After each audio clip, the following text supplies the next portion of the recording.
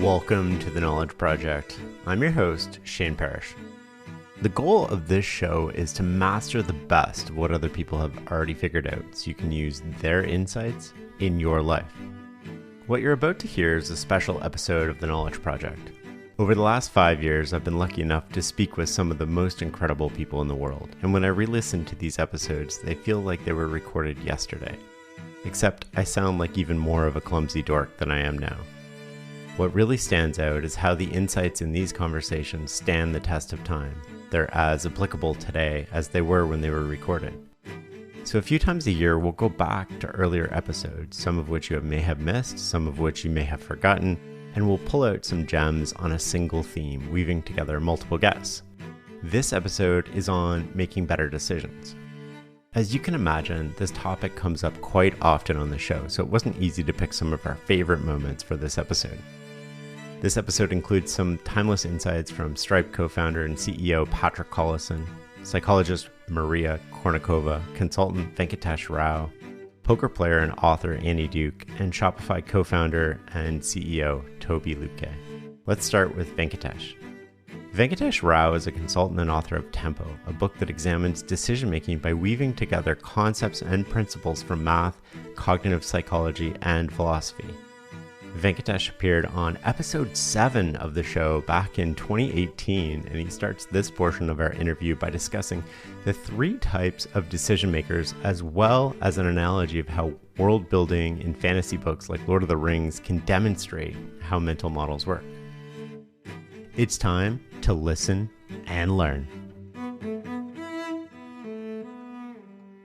Right after I wrote the book, some of the more interesting criticisms that I encountered actually helped me see what the book didn't cover well, and exploring that ended up being a very fruitful thing for me.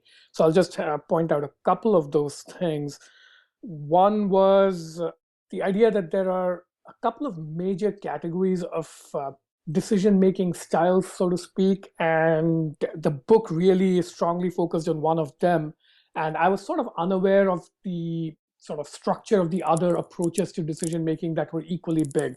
So the big one that I've concluded in my mind is there's this approach to decision making that you could say is based on not reasoning per se, but it's a very conceptual approach where you think in terms of, say, mental models. What frames am I looking through? What metaphors am I using? What is the sort of significance of my decisive actions versus my random actions? What narrative is sort of framing the unfolding of events? So that's an approach that's very natural to me. It's why I think I ended up becoming an engineer. It's also an approach that's very natural to you. Farnham Street, I think, explores that in a great deal of detail from a variety of different sources. So that's, I don't know what to call it, but let's call it sort of conceptual reasoning as a framework for decision making. And I would say maybe a third of humanity operates that way. It's their operating system for life. But the other 2/3 does not operate that way. And the two categories that I've realized that I'm very, very unlike are, one is what I would call ethical reasoners. And ethical reasoners very sincerely and honestly start with a very deep and intuitive sense of right and wrong.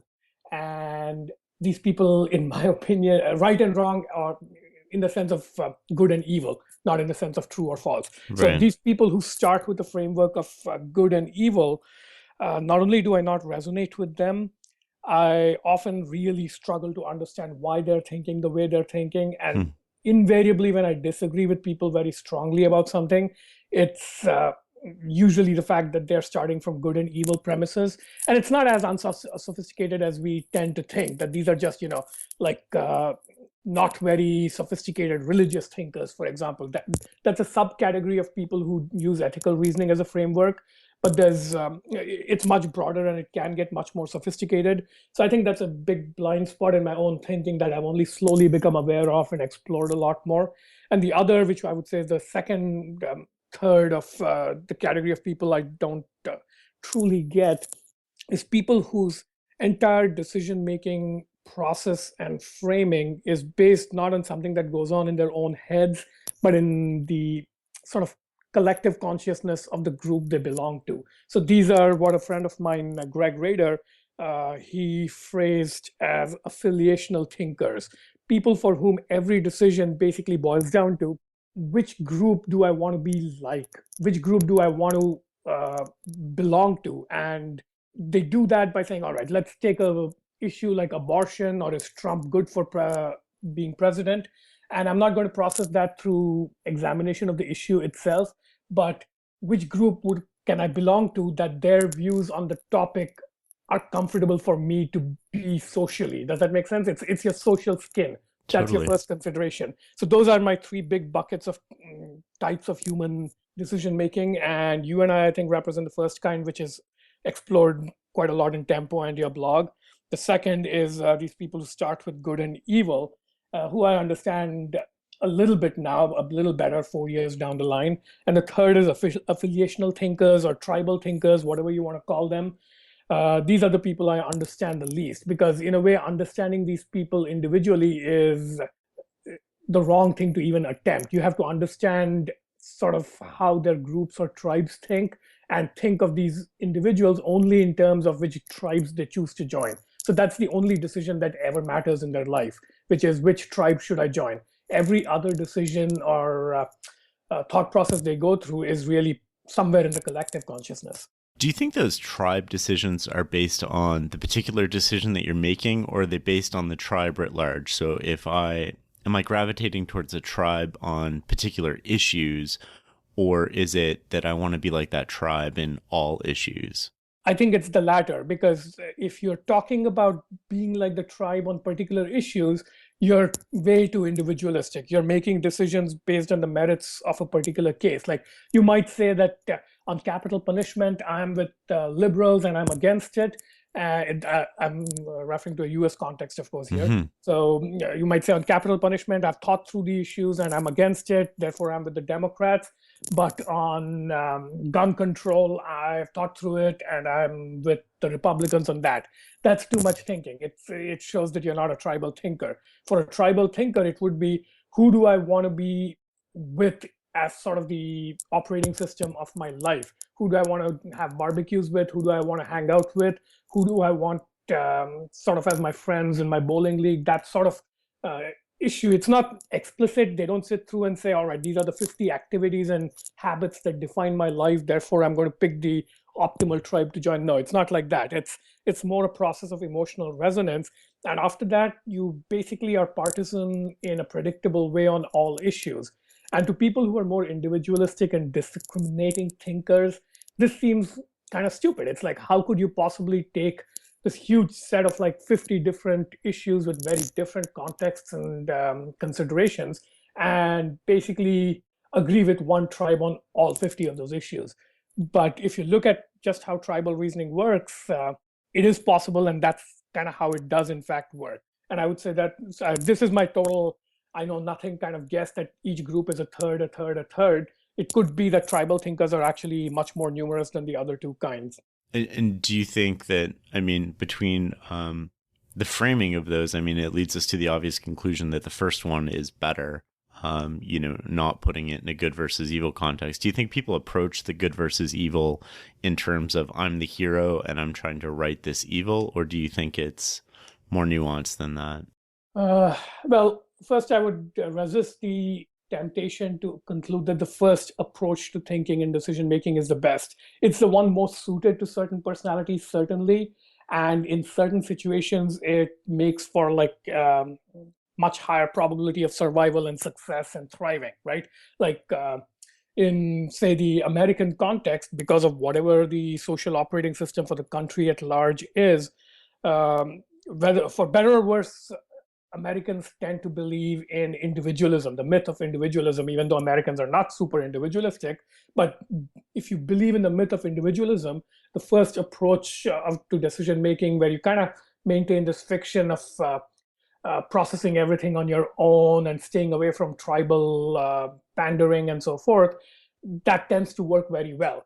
Whereas if you go over to like strongly traditional Asian cultures, the reverse might be true, where everything is framed with respect to the context of the social environment, and that might be a much better survival strategy if you want to actually succeed in that environment. So Hmm. I'd say whether or not one is better than the other is a question of context and what you mean by better. But to your other question of good and evil types, I don't know. I've been thinking about it for quite a while yet, and at a philosophical and a practical and a reasoning kind of level and an epistemological level of are they actually exploring the truth about the way the world works? I think they're kind of full of shit on all those fronts. But there's something hardwired deep in human nature that uh, seems to work very well with good versus evil reasoning frames. And I think here's my hypothesis on why that is the case. Why is it that this is buried so deep in our firmware? If you think about most species of animals, their survival concerns all have to do with their material environment, which is can I get enough water? Can I get food? Can I hunt my prey, right? Hmm. Whereas humans, a great deal of their survival depends on other humans. It's how do I get along with the group? Does the leader of the troop of monkeys like me or not? What will happen to me in a tropical environment if I'm kicked out of the monkey troop versus a temperate environment versus an Arctic environment, right? So 90% of our consequential survival behaviors as a human social species depends on things having to do with other people. And Right. good and evil, if you think about it, is a very, very good way of simplifying that whole area of decision making. Where if you simply decide that a certain group is good and other groups are evil, everything else gets massively simplified. So that's how you get, I think, the abstract good and evil uh, approach to thinking. It's a reified form of tribal affiliational thinking. So if you want to stack them in sort of evolutionary primacy order, I think tribal affiliational is the sort of most ancient of our decision-making frameworks. The good and evil framework is slightly more recent in evolutionary history because you need a certain capacity for abstract thought before you can frame good and evil as categories. And then the kind that you and I try to promote in our writing and thinking is the most recent of all. It might be, I don't know, no more than 500 years old. I was just thinking that they were almost inverse from the way that you had mentioned them from an evolutionary perspective. And the two and three, so the good versus evil and the tribal tend to blend, right? Yeah. More so than the other one. It was mental models that first drove me to your book. I mean, one of my friends read it and they pointed out that you were talking about mental models in your book. And at the time, and I mean, to a large extent today, so few people are talking about that. What's your definition of a mental model? Well, I have a sort of technically inspired definition in the book, as you may recall. So I used something called the belief, desire, intention model of Michael Brockman, who's a philosopher at Stanford, and it's been the basis of a lot of artificial intelligence research. So that's one sort of effective way to get at defining what a mental model is. It's a set of beliefs, desires, and intentions. But I think that sort of definition is useful for certain narrow technical needs. UI people have similar sort of technical definitions. Politics people have similar definitions, like you've mentioned George Lakoff a couple of times in your writing, I think, and Lakoff has one based on conceptual metaphor. All these narrower technical definitions of mental models, they're useful for certain questions that are honestly a little, I don't know, too detailed and deep for a general mass audience. They're not interesting. So for a mass audience, I would say the best definition of a mental model is a world in the sense of science fiction or fantasy, right? So you've got, say, a universe like the Harry Potter universe or the Lord of the Ring universe. And so there's the world, and then there's the story that's told in the world. And look at the way the most popular science fiction and fantasy is written. You're told the story, but through learning the story, you also learn about the world. Hmm. And stories differ in their ability to do that elegantly. So, Lord of the Rings is sort of has a poetic elegance to it in that you don't feel like you're learning about the world, but by the time you're done with the trilogy, you actually know a lot about it. Right. Whereas Harry Potter is a little bit more heavy handed, where a lot of it is very clearly world building, and you kind of get the tedious sense of reading a geography book or being asked to memorize a list of countries. That's sort of explicitly learning a world in which a story is set. But if you look at the movie versions, you realize that in a way, J.K. Rowling is a product of her time, where she's not really the author of a book so much as a media property that she was at least at some level aware would turn into a movie, an online world, a game, and so forth, right? So it could be that she's just a product of our times, and they're two very different works. But that's basically my idea of what a mental model is. It's your sort of implicit understanding of what the world is, and it's very easy to see in the case of like fictional universes with a few rules that are different from our own. But this same thing is true for much more realistic worlds as well. So like take the Law and Order franchise. You've got I don't know if it is popular around the world as much as it is here, but you've got this franchise of TV shows, Criminal Intent, Special Victims Unit, and so forth. And this sort of gives you a sense of an entire universe of police work and crime, and a sense of the world as a very dangerous place where you've got these brave defenders protecting you. And that's a mental model, right? So while you're watching Law and Order episodes, that mental model is active in your head, and it allows you to make sense of the stories you're being told very efficiently. So mental models allow you to very efficiently make sense of stories. And if you are not familiar with the mental model, then the author must build the mental model. And that's what happens with science fiction and fantasy. But the interesting thing is when you read, say, extremely foreign fiction, so fiction that's very alien to you in terms of mental models, the author may assume you understand the mental models, but you may not. So, for example, Japanese comic books, the couple of times I've tried to read them, they just feel so bizarre to me. They're sort of conventions for indicating, emotions and actions and so forth. They're just so unintuitive to me that the world kind of that should be in the background and implicit, and I should just be able to reference it like an operating system.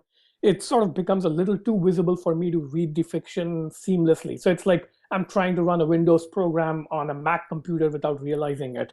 So I think that sort of is the best way to understand mental models for, I don't know, people who don't need to deal with them in any technical way. That's Venkatesh Rao from episode 7, The 3 Types of Decision Makers. Check out the show notes for a link to the full episode.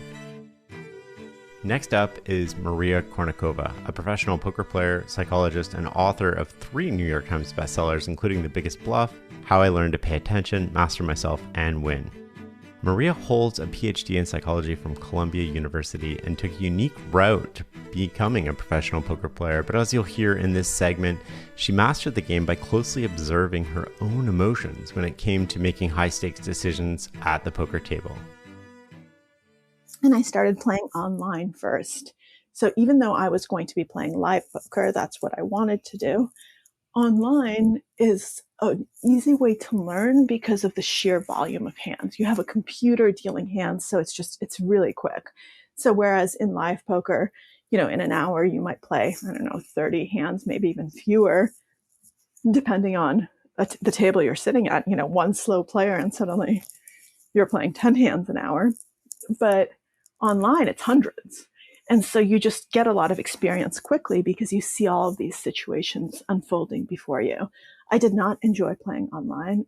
It did not make me want to become an online player, but it did allow me to get more experience quickly. And it also allowed me a really important tool that Eric and I could use because I could record myself playing. So we actually were able to go through my games and he could explain what things I was doing wrong, what things I was doing right, what I could change about my thinking. Because the way that he approached it is he never said, this is a mistake. He would say, what are you thinking here? Why did you do this? And that's how he taught me. It was not a prescriptive, this is what you do here. It was a, why did you do this? What motivated you? What were you thinking? That's fascinating because you're getting a lot of iterations and you're getting feedback, but what you're really getting is reflection. Like by making you walk through your thought process, you're reflecting on what you were thinking given the information at hand. Exactly, exactly. And just, you can't underestimate how important that is. One of the things that I suddenly realized after we did this a few times was that I started thinking better, because I just started thinking in advance, what am I going to tell Eric? And that made me actually stop and reflect for that extra second. Whereas before I would have just acted because, well, let's do this and it seems right. Now I'd say, okay, if I say that to Eric, he's going to say, well, that's not good enough. That's not a decision process. That means that this is a mistake. Even if you did the right thing, it's still a mistake. So one of the things that he really taught me is that you have to distinguish the action and the outcome from the thought process. As long as your thought process is solid, as long as you're thinking through things correctly, then you did well, even if you ended up coming to the wrong conclusion, because that means that eventually with better inputs, you'll come to the right conclusion. And even if you came to the right conclusion, but then the cards went against you and you had a bad outcome. In both of those cases, as long as your thought process is solid, then you've won, basically. Then that's all you need. And so forcing me to actually think through, what am I going to tell Eric, forced me to start thinking and to start thinking better and to start reflecting on elements of my thought process that I didn't even realize were there, because I would just kind of do things. And it really, let me tell you, it transferred out of poker very quickly. And I found myself doing this in all sorts of situations. But at the time, it was just helping me become a more thoughtful player. And through being more thoughtful, a better player. Not necessarily a player who was winning right away, because I didn't know enough. I didn't have enough experience. All of those input variables weren't there. But the player who was building, kind of creating the building blocks that would enable me to be a successful player down the line. I want to double click on two things you said there. First, the thought process. Like, how do we know we have a good thought process? Especially if you're a novice in it. Do you need a mentor or a coach, or can you like ascertain that for yourself? And then how did you apply that to life? Like outside of that? Well, I do think you need someone to tell you if you're a complete novice. I mean, I would have had no way of knowing what I should be paying attention to, what I should be thinking through, what I should be doing if I didn't have Eric to direct me. I mean, I could have gotten some level of that from online tutorials, online videos, but it just would not have been the same. The fact that it was personalized, the fact that it was directed at me, at how I was playing, at how I was thinking, and that it was kind of this direct feedback, I think that was crucial in enabling me to improve as rapidly as I did, and to actually appreciate what was going on. So sure, you can get some of those tools elsewhere, but I do think it's very important to have someone else. And I actually think this is true of everything, not just poker. I mean, the way that I became a better psychologist is because I had great mentors who were able to talk me through my thought process along the way. The way I improved as a writer was obviously doing it myself. And you have to, with all of these things, nothing will supplement, or nothing will completely override the need to just do it and do it and do it, and practice and kind of get better that way. But I also had amazing writing mentors. I had people who really helped me learn, how do I think through pieces? How do I think through writing? How do I think through all of this? People who taught me to take apart other people's books so that I could figure out how they did what they were doing, and how I could apply that to my own writing. So I think in everything in my life, that was incredibly important. And I think that, my first book was about Sherlock Holmes. And I think that one of the really interesting things, people talk about the Sherlock-Watson relationship as, Watson being this foil for Holmes. And that's true. But Watson also plays an incredibly important role in forcing Holmes to think better, to be actually a better detective, to be better at his job, to have a clearer thought process, because he asks questions, and Holmes needs to respond to him and needs to bring him through his thought process and tell him how he arrived at a certain conclusion. And doing that helps Holmes see flaws in his logic that he didn't see before. And I think he actually becomes a much better detective through their friendship and through kind of that evolution that happens only because he had to talk things through with Watson. So I'm someone who works by myself. I'm a writer. And in poker, I play by myself. No one else is playing my cards for me. But I do think that forming those relationships, having someone to talk to, being able to verbalize your thought process, I just think it's so crucial in becoming a good thinker, no matter what you're doing. I think that's really insightful. And poker gives you sort of like the added component of you have something at stake, right? Didn't Immanuel Kant say something about the role of betting in his critique of pure reason? Yes, he did. He did. And I was so excited when I found that section of Critique of Pure Reason and was able to apply it to poker. Kant says that betting actually forms an integral part to improving your decision process and improving your level of certainty in something, because people can say all sorts of stuff and just make all sorts of pronouncements if they're not held accountable for it.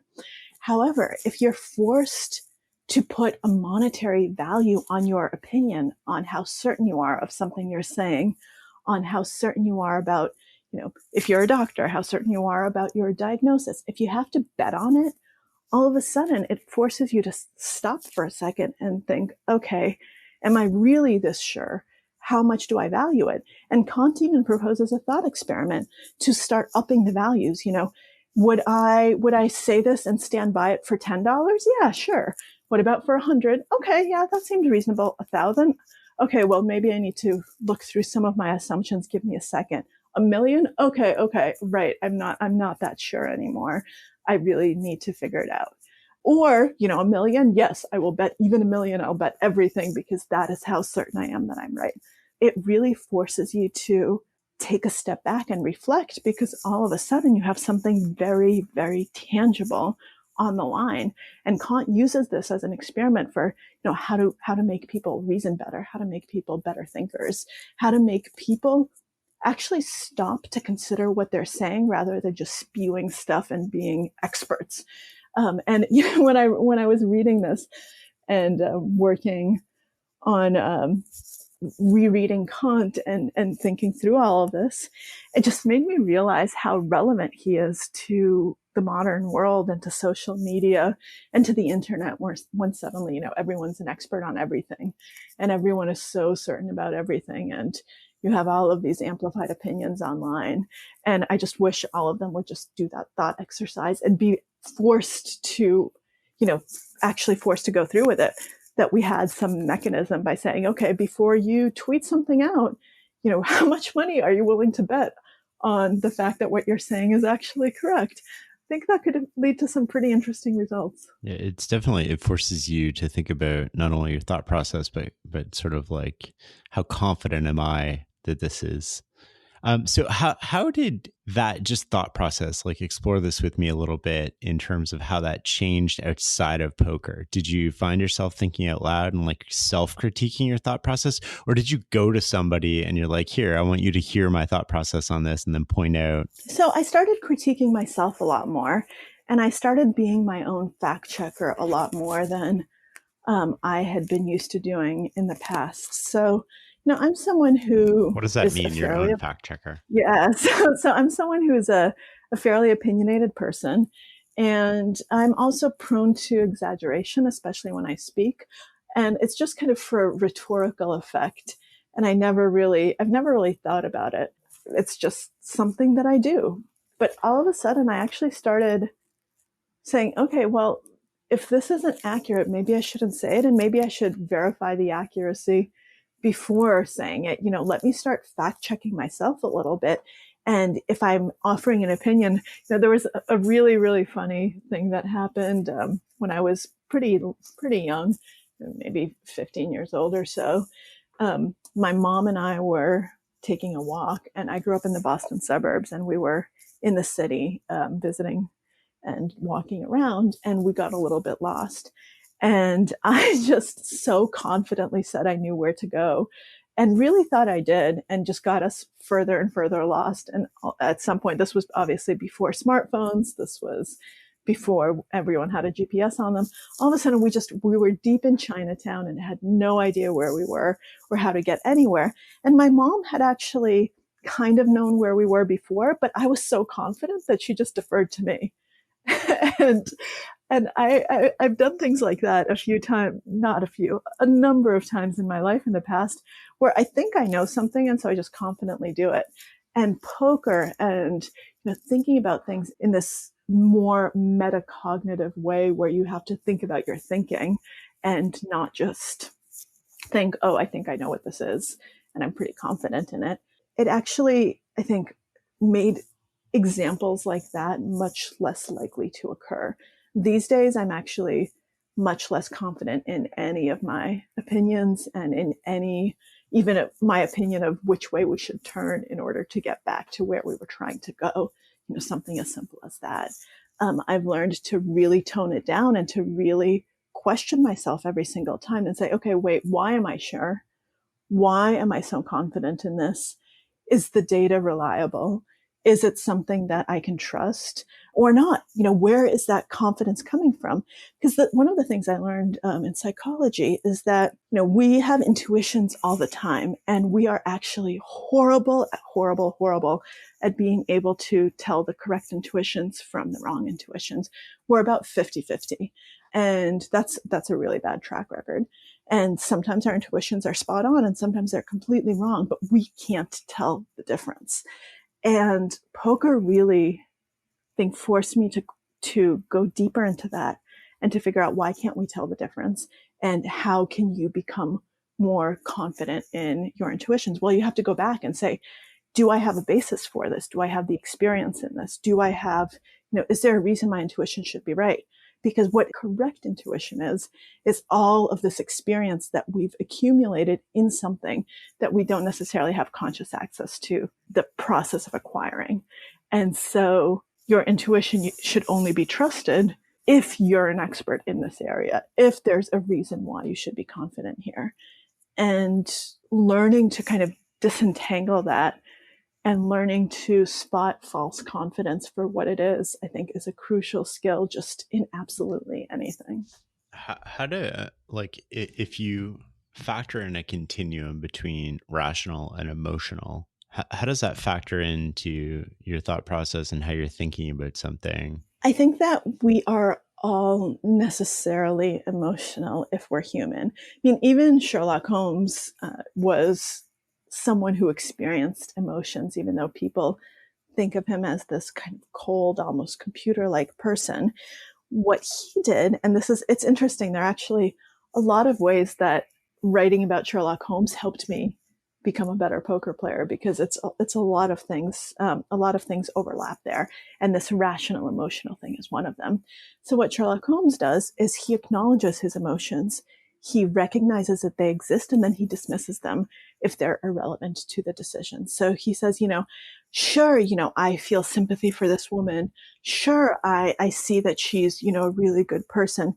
But now I'm going to dismiss all of that because it's irrelevant to the decision. So I feel the emotion, I experience it, and then I put it away and do not use it when I'm coming to a decision because it's not relevant.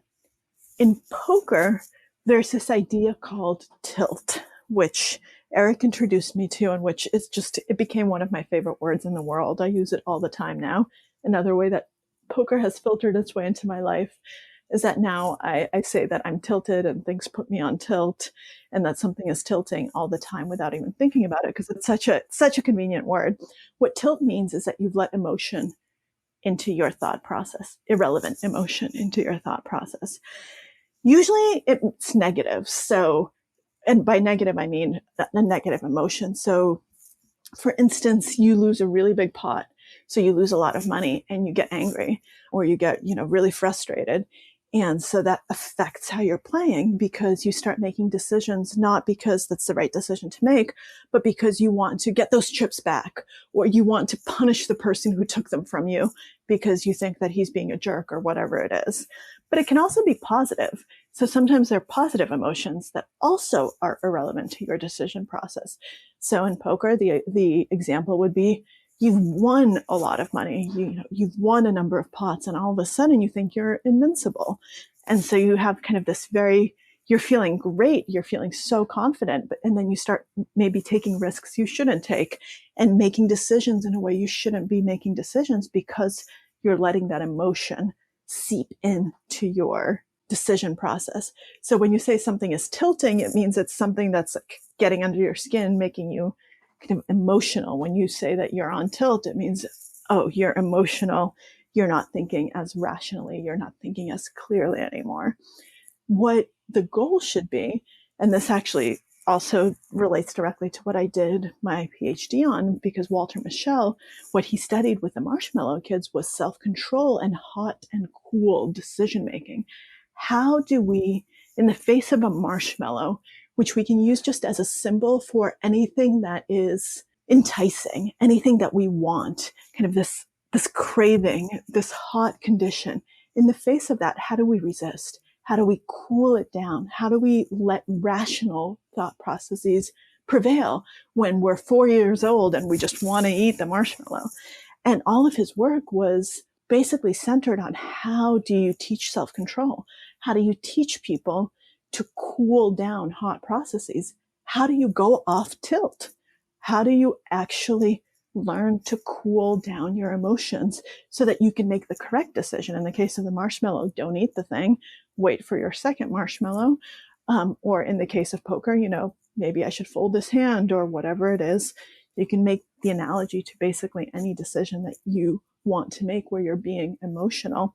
So all of these things kind of came together and helped me understand that you can't ever be purely rational because you're always going to experience emotion. And yet what you can do is learn. This goes back to the being kind of more self-reflective and going through your thought process, learning to be more mindful about the emotions you experience, to say, okay, I am experiencing this emotion right now. Why? What made me experience it? Because sometimes emotions are actually incredibly relevant to a decision. It's the irrelevant emotions that you need to get rid of. There's psychological work that shows that people who can't experience certain emotions like fear because they have neural damage, they actually make really bad gambling decisions and they go broke because they just don't care. They have no risk aversion whatsoever. Well, that's also not good, right? They're completely not emotional. But in that particular case, the fear was important. It was integral to the decision. And they no longer had that emotional feedback. This episode is brought to you by Starbucks. That is fire. Whoa, that's good. This might be the drink of the summer. Okay, I like this one too. I'm rocking with it. Okay. Try it for yourself. Starbucks Refreshers concentrates are coming home. Find them in the coffee aisle and make it yours. So what you need to learn is to identify the emotion, figure out that you're experiencing it, because a lot of times you don't even realize it. You don't realize you're angry. You don't realize you're frustrated. You don't realize you're hungry. You don't realize that all these things are going on. So first you identify it. Then you try to identify the root cause. Is this something that's totally incidental, or is this something that's actually integral? More often than not, it's incidental. And then you say, okay, now I need to dismiss it, figure out how does this normally affect my decision process? And how do I correct for that? How do I actually take it out of the decision process? And the funny thing is, just the very process of identifying and kind of going through that thought process tends to cool you down, because all of a sudden you've kind of distanced yourself from the immediacy of the event. All of a sudden you're actually thinking about it in a different way. And so by the time you even get there, you're already calmer. You're already more rational. So it helps in more ways than one. That's Maria Konnikova from episode 89, Less Certainty, More Inquiry. Check out the show notes for a link to the full episode. Next up, we hear from Patrick Collison, co-founder and CEO of the leading online payment processing company Stripe. If you've purchased anything online over the past few years, there's a good chance that Stripe facilitated that transaction. We'll start this portion of our interview with Patrick's thoughts on the biggest differences in his decision-making practices from 5 years ago up until now. I think there are 4 big differences. The first is I now just place more value on decision speed, in that if you can make like if you can make twice as many decisions at half the half the precision, that's actually often better. And then given the fact that sort of the rate of improvement of decision making with additional time almost necessarily tends to kind of flatten out, I think that most people, certainly the Patrick of 5 years ago, and potentially even the Patrick of today included, should be sort of earlier, should be operating earlier in that curve, make more decisions with less confidence, but in significantly less time, right? And just recognize that in most cases you can course correct and treat fast decisions as a kind of asset and capability in their own right. And it's quite striking to me how some of the organizations that I hold in the highest regard tend to do this. The second thing is not treating all decisions kind of uniformly. I think the most obvious kind of axes to break them down on are degree of reversibility and magnitude. And things with low reversibility and great impact and magnitude, those ones you do want to really deliberate over and try to get right. But I think it's very easy, sort of absent care, to have maybe this mechanism you put in place for those decisions to seep into decision making for the other categories. And really in the other three quadrants, you can afford to be sort of much more flexible and much more fluid. And again, really just to prioritize speed, because obviously if it's very reversible, then, by definition, you can always correct it later. And if it's, of low import, then who cares, right? And so that's kind of the second one, and just being kind of cognizant of that, and before making the decision, trying to categorize, well, what kind of decision is it? The third thing is I now try to fairly deliberately just make fewer decisions, in that, why am I making the decision? And for some kinds of decisions, there are some good reasons for that. I mean, there are some decisions the CEO ought to make and is kind of fundamentally on the hook for, but there are some decisions where if I'm making it or if I have to make it, that probably suggests that something else organizationally or institutionally has broken. And I think the need for a decision from anyone, not just from me, is often like only a sort of an epiphenomenon, and there's really some other underlying issue that's causing you to have to make it in the first place. And so thinking about that, and concretely doing more to push others to make decisions, and sort of pushing them back sort of to people who ought to be the domain experts. And then fourth, when I realized that I would make a decision differently to how someone else is making it, not even really discussing the decision itself, but trying to dig into what is the difference in our models such that you want to make decision A and I want to make decision B. And one thing we're currently spending a bunch of time on here at Stripe is having different parts of the organization write down what they're optimizing for, essentially, like what their mission is, what the long-term key metrics are for kind of their part of the organization,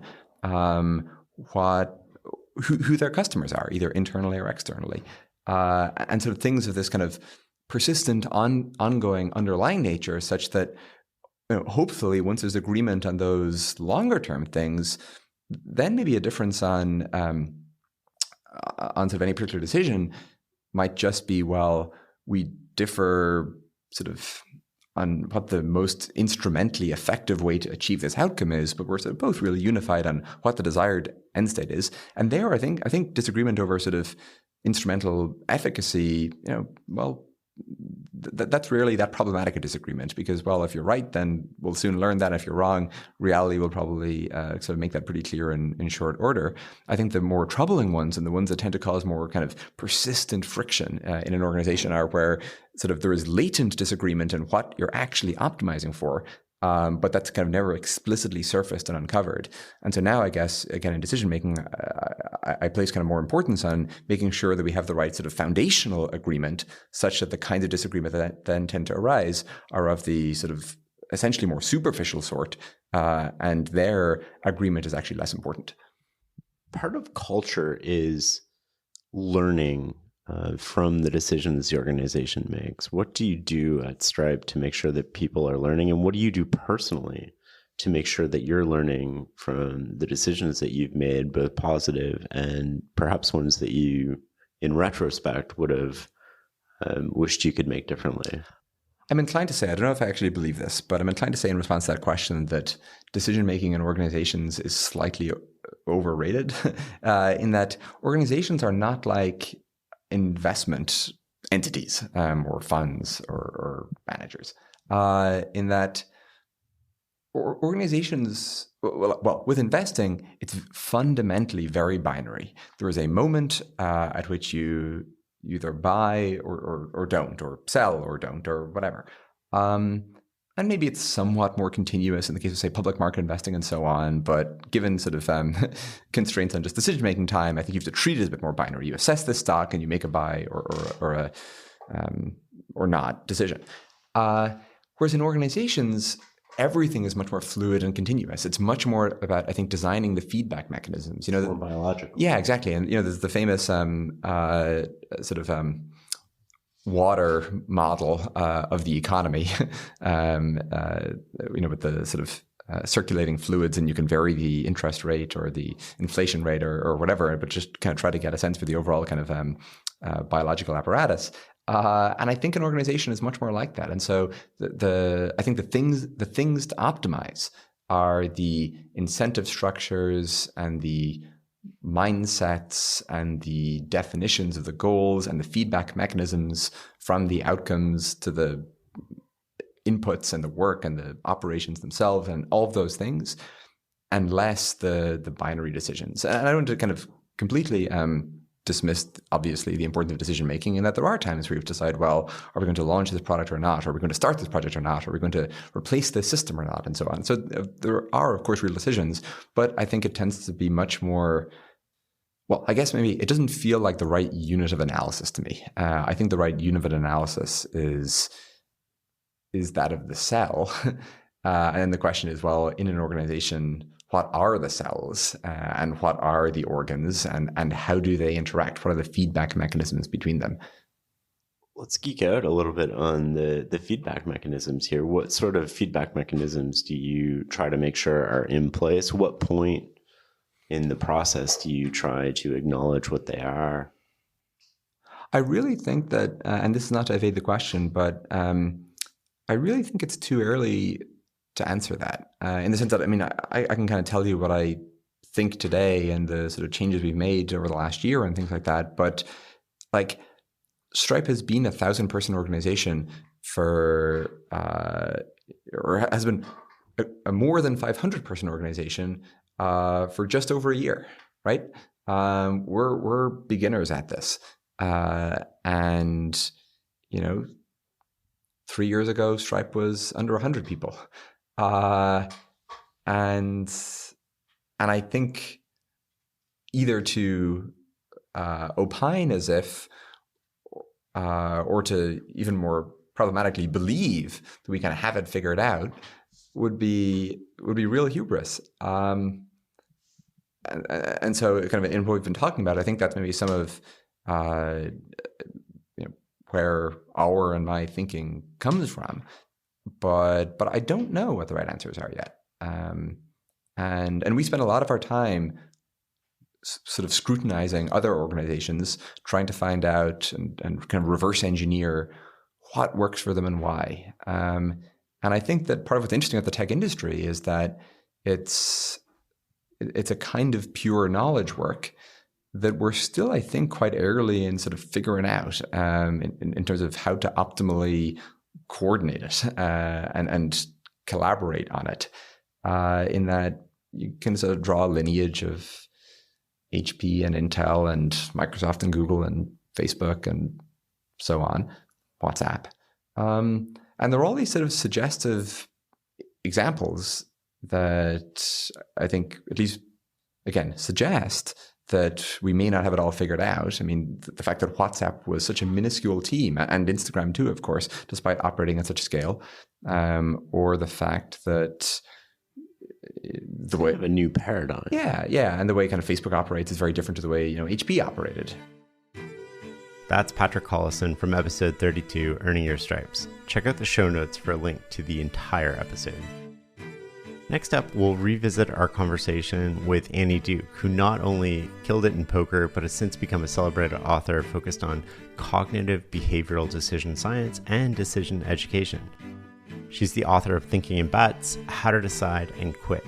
In this portion of our interview, she's discussing best practices for decision-making in business and your everyday life. I think there's two pieces to it. Piece number one is that you have to really get people to feel like they shouldn't be afraid of the outcome on any given try. Because on a single try, we don't have enough data to know whether it's any good. You flipped one coin, right? Like one time. What does that tell you? You don't have 10,000 coin flips. So you have to get people to feel like it's okay if the one try doesn't work out. And I think that's, as a leader, you just have to culturally, you really have to be good at communicating that. And then you have to live it. You have to act it. So how do you do that? Well, work the decision process through with the group and actually memorialize the tree that you create. So how do you do that? You have decisions under consideration.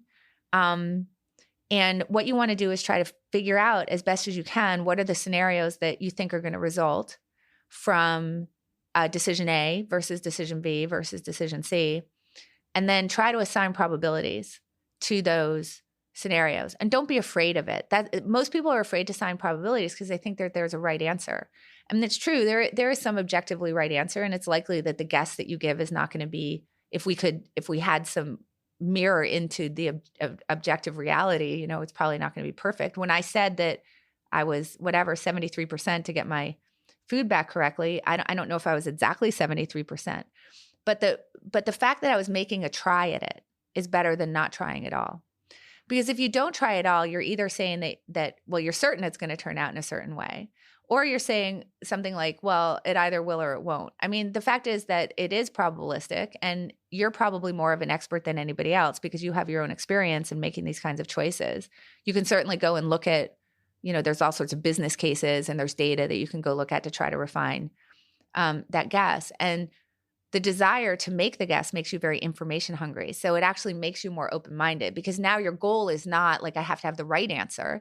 It's I want to try to get as close as I possibly can to what the objective probability is. And I can only do that by getting lots of information or listening to people who have different points of view so that I can start asking myself, like, why might this be wrong? Why might I be off on this? And going back and just constantly trying to refine and get that feedback. So it causes you to be really information hungry. It causes you to view other people's perspectives as incredibly helpful. Again, it's that sort of identity shift around it. And so if you can do that, if you can sort of get, okay, well, here's what I think the outcomes of this decision might be. Here are the probabilities that I think that those might occur with. And then in that process, make sure that you're really wrapping in the dissenting voices. And this is very important. And you can do that in a variety of ways. One is that you can you can create red team, blue team. So you just create a team of people who are supposed to argue against, what the prevailing opinion is. If you have people in the room who really disagree on what the probability of a particular outcome is, which will happen, force them to change sides. And we disagree. You're at 30% and I'm at 70%. Wow, we're way off. First of all, cool. We're probably going to learn something through this process. That's actually much more exciting than us agreeing. If we all agree. Right. Now, this is really exciting because you and I are pretty well informed. We're on the same team. We're in the same company. We're kind of working with the same information. And yet we really disagree about what the probability is. That's exciting. And that's good for us. Somebody has an opportunity to update their view. We might just not know who that person is at this point. Or we might all update our view because we might all come now to something that's more in between. Yeah. Right. But now make us switch sides. You now have to argue my side that I'm 70%, and I have to argue your side that you're 30%. And the people in the room are going to judge who wins the debate. In other words, not who's right, but who's the better arguer of the other side. Notice that makes me construct the best version of your argument. My goal is to be able to argue it better than you could because I want to win. Right. Right. I want the people in the room to judge me. And what's really wonderful then is that now I'm going to start thinking about, well, why are we so far apart? Why does he think it's 30%? I'm likely to probably moderate my view. You're likely to probably moderate your view. And everybody in the room is now going to learn because they're exposed to what our process is. And that's wonderful. And now let's say most of the room agreed with me, and you were this outlier at 30%, you get a chance to have your voice heard, and your voice is now represented in that scenario plan that we've now created. So that's a great way to do it. Another way you can do it in order to really make sure that you're getting those, why might it go wrong and those dissenting voices, is to do what's called a pre-mortem, which is examining the patient before it's dead instead of after. So imagine, okay, we have this goal as a company. We want to increase sales by X amount. Let's imagine, and that's say a goal that we want to have. It's a 2-year goal. Let's imagine at the end of 2 years that there's a newspaper that says we failed. We did not reach our goal. Everybody in the room now write down 5 reasons why we failed. And now what happens is that very often in these rooms, you end up with this team player problem. Everybody wants to be seen as a team player. Everybody wants to be seen as agreeable. Everybody wants to be seen as sort of like we're winning the game because we're all so smart and like cheerleaders. When you do a pre-mortem, now you've changed what it means to be a team player, right? Like the people who are going to get pats on the back are the ones who come up with the most creative reasons for failure. Right. And that's going to allow you to now anticipate sort of where things might go wrong. It's going to allow you to wrap that into the scenarios that you think might occur. It's going to allow you to adjust the probabilities of success or failure. Okay, so you go through those kinds of exercises. You create now, okay, we're going to go with decision A. Here are the scenarios we think might occur. Here are our stabs at the probabilities. And you memorialize it. So now when the thing happens that's right up there on the whiteboard, you took a picture of it that didn't work out, and it's got that percentage by it. Okay, well, we thought 33% of the time this was going to happen. It was going to be bad. It makes it very hard to result. Because how do you go back and say our process was really bad? It's like, well, here it was. Right. We kind of knew it was going to happen. So I think that really allows you to now focus much more on what's the process for getting us to understand what the decision is. And obviously, as the future unfolds as it does, you can go back in and examine and say, did we miss something in that process? Or was it just, it was the 27%? Were our probabilities right? Like you can ask that, but you've done it all together. Right. I like that a lot.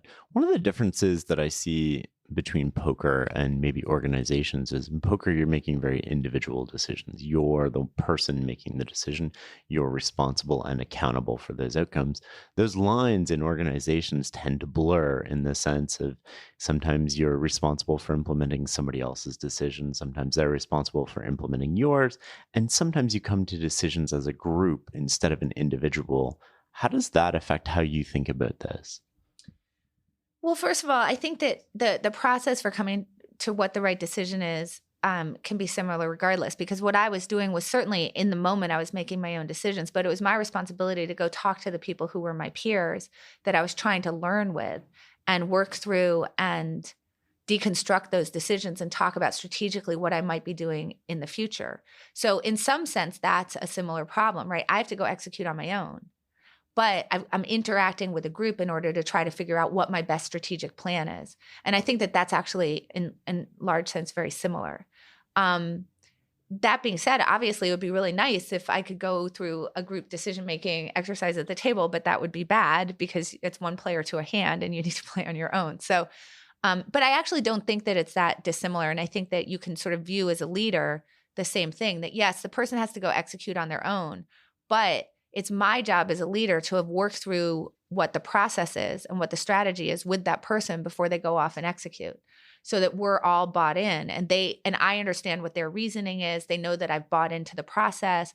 They understand that I know that there's some probability that it doesn't work out, but we've agreed that as they go and execute, that they're going to execute on this plan, and then they're going to come back and we're going to discuss later to see how we might refine in the future. But they're not going to be held responsible for the bad outcome.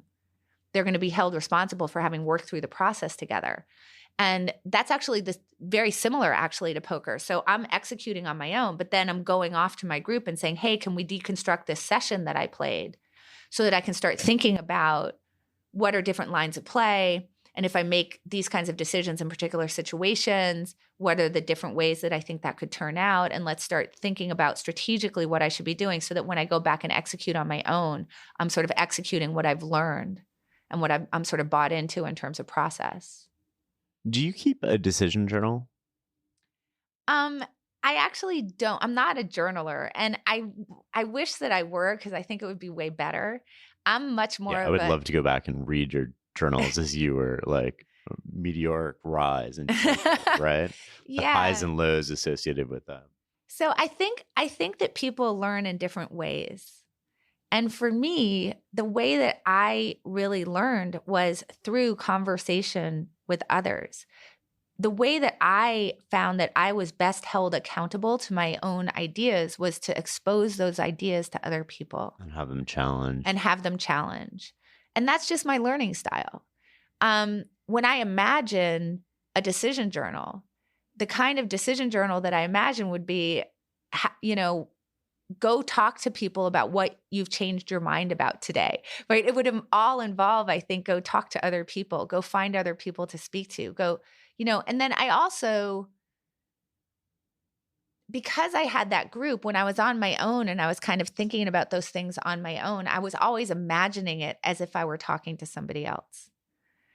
So for me, that internalized conversation of the group became my own journal. As opposed to physically writing it down. It's interesting though, because even in the writing process of writing the book, I don't write a whole lot of drafts because most of my drafting is in my head.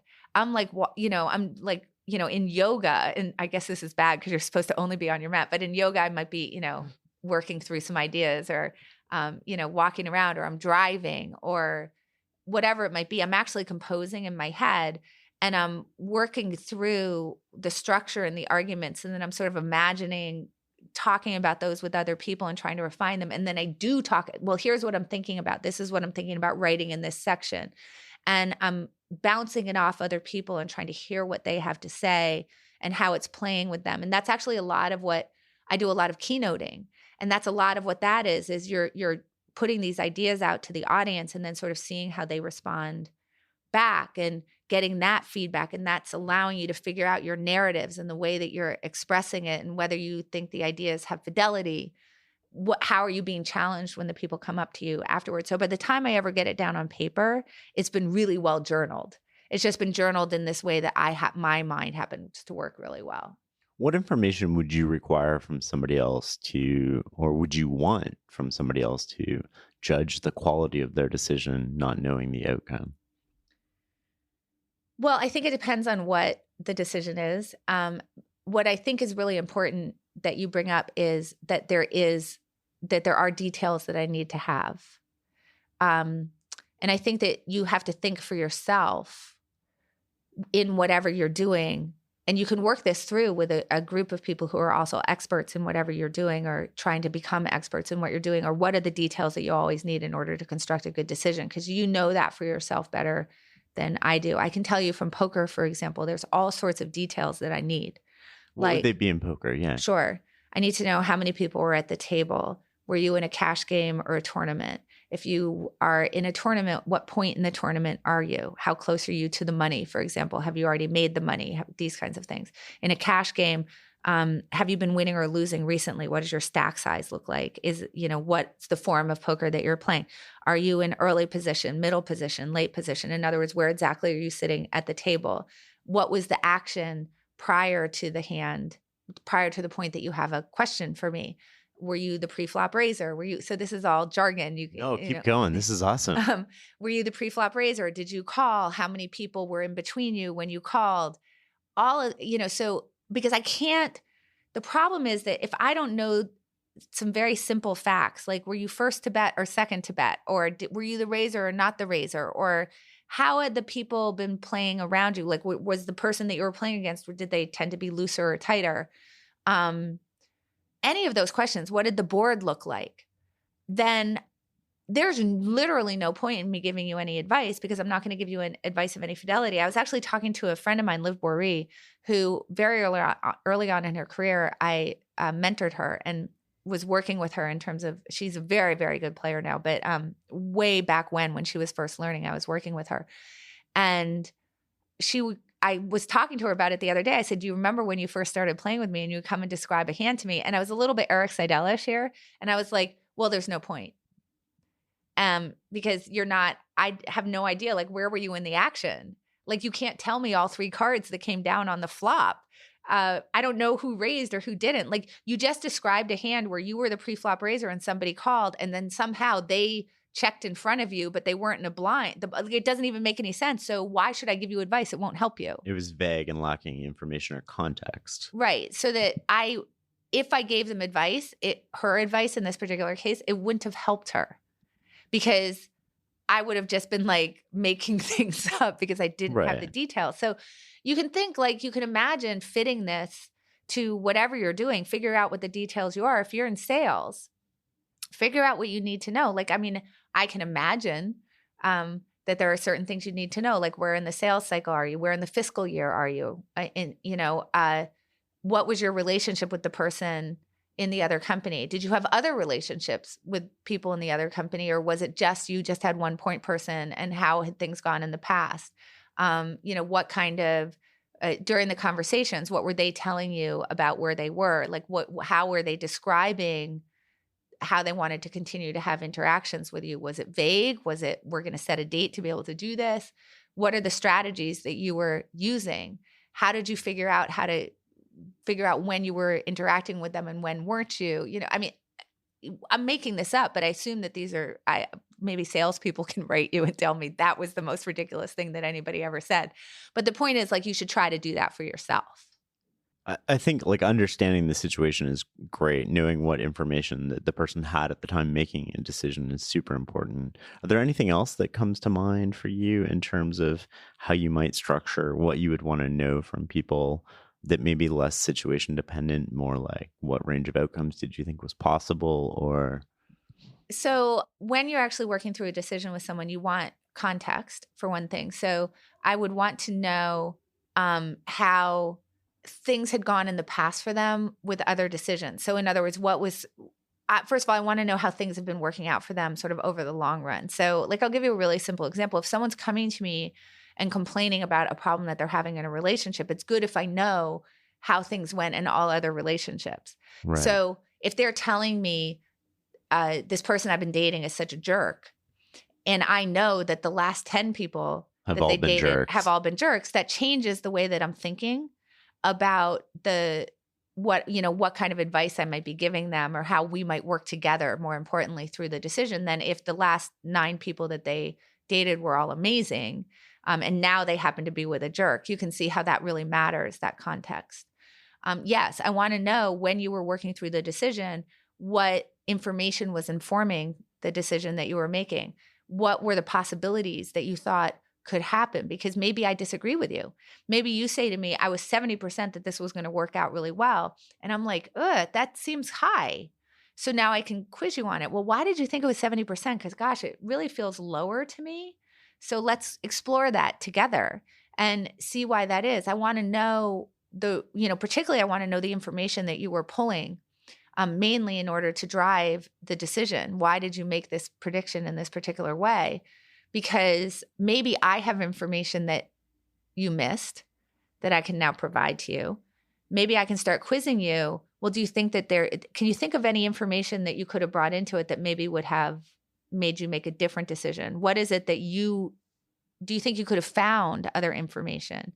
In retrospect, did you wanted to go toward a certain conclusion, and so you drew this particular information that you had, or this detail, or whatever it might be. Well, what about all this other stuff that existed out in the world? Like, why weren't you considering that? Did you ask yourself why it might not be true?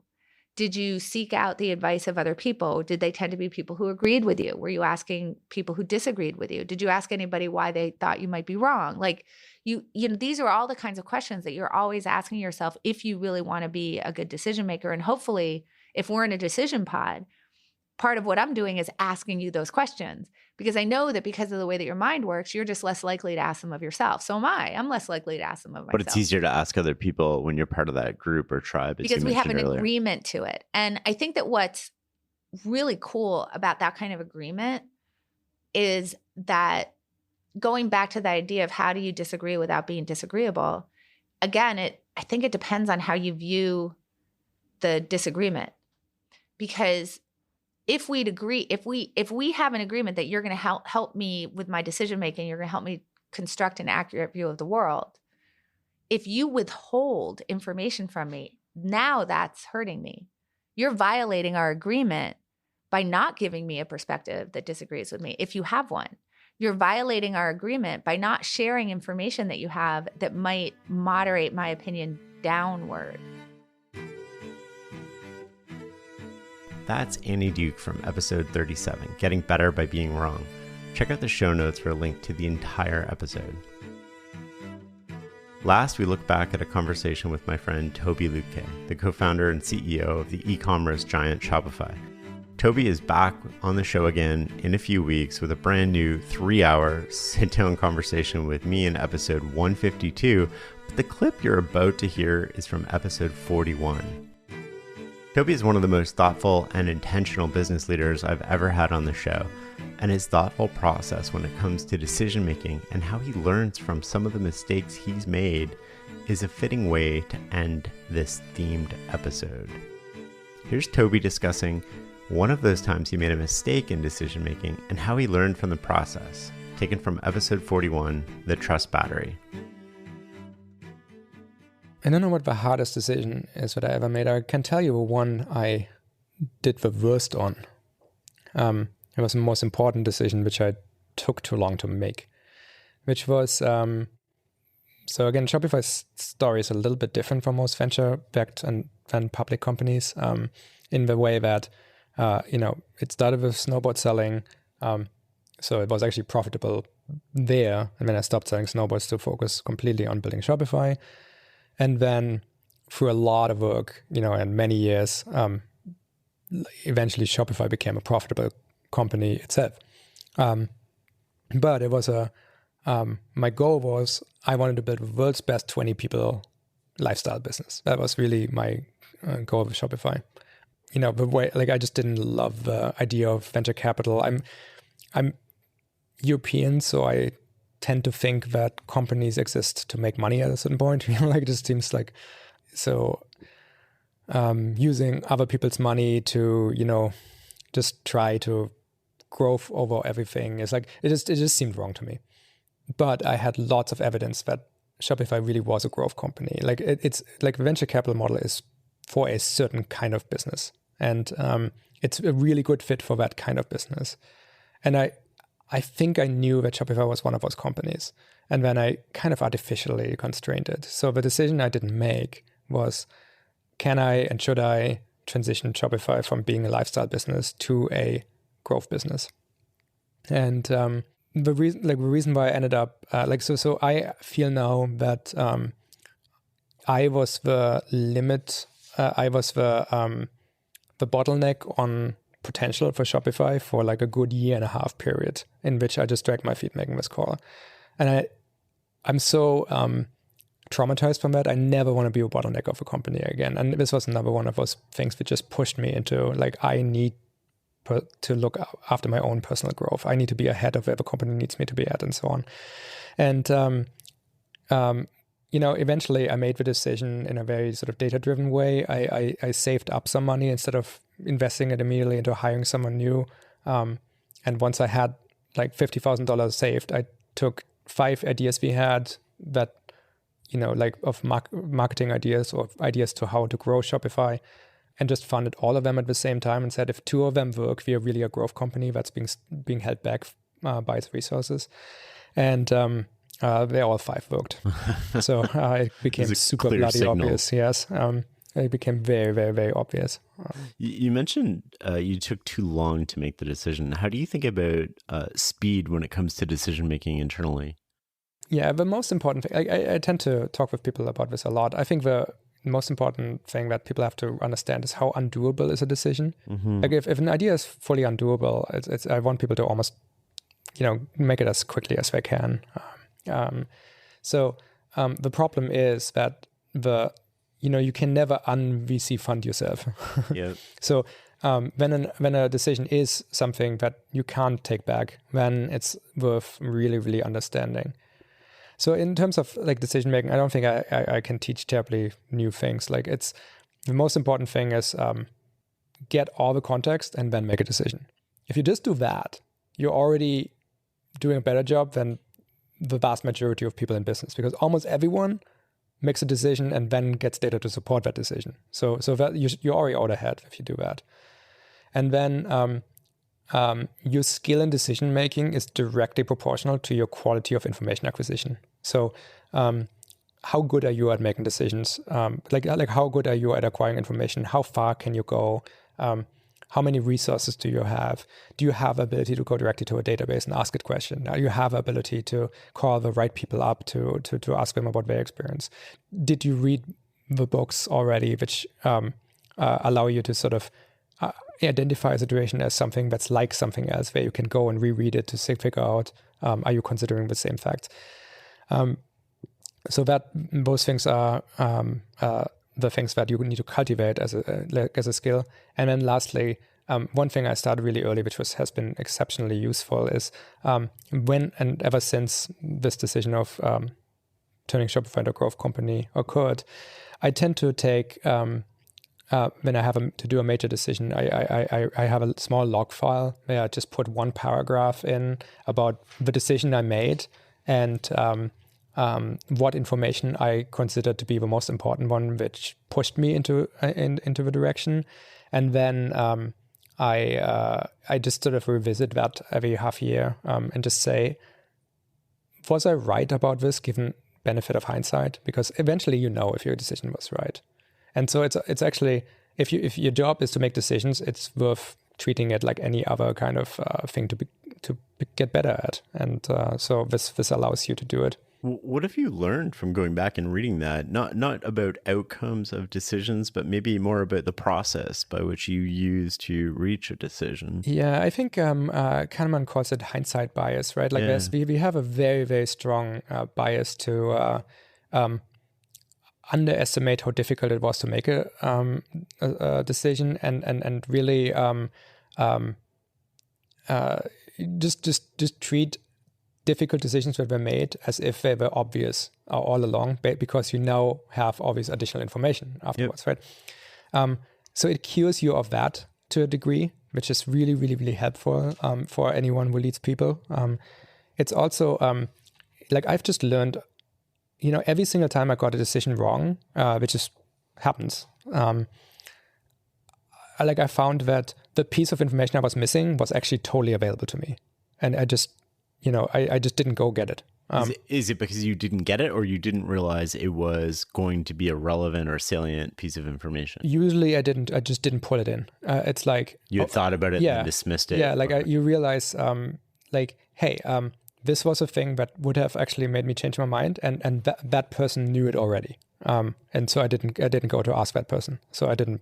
And do you think subconsciously that's you going like, I know this bit of information might make me change my mind, but I've already made my mind up and I don't want to have to do the mental labor of going back and then... And that happens. And then you have to be honest with yourself saying, hey, how would you want to make decisions based on what the best ideas or based on being right in a way or getting your way and so on. Again, you need this is why it's a good practice, because it just forces you to recognize when you're making mistakes, right? What's the most common mistake that you see people make over and over again? It's people are terrible at deciphering cause and effect, or even correlation versus causation, right?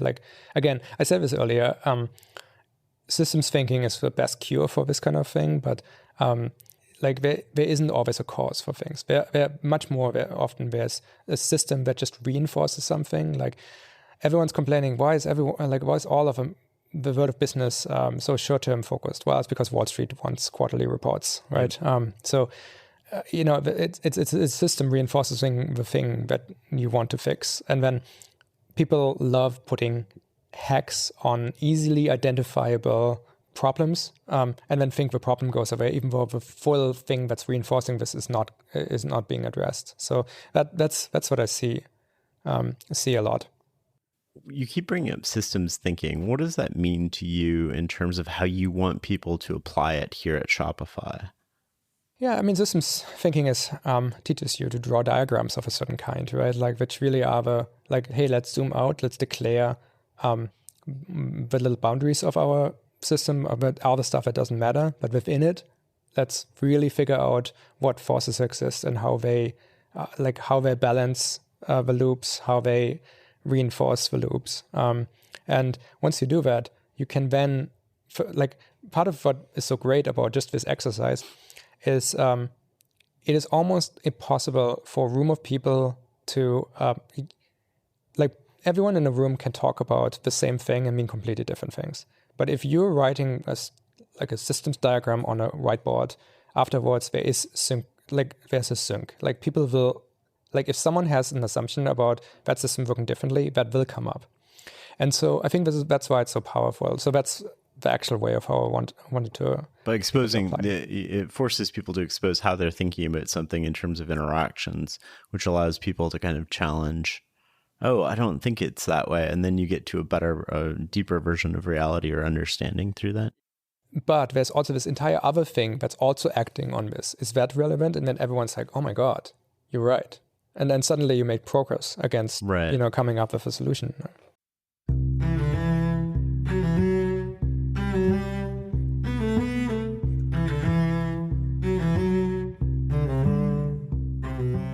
I think that's a great point to leave this, Toby. This has been a fascinating conversation, and maybe we'll continue for part 2 next year. Awesome. Let's do it.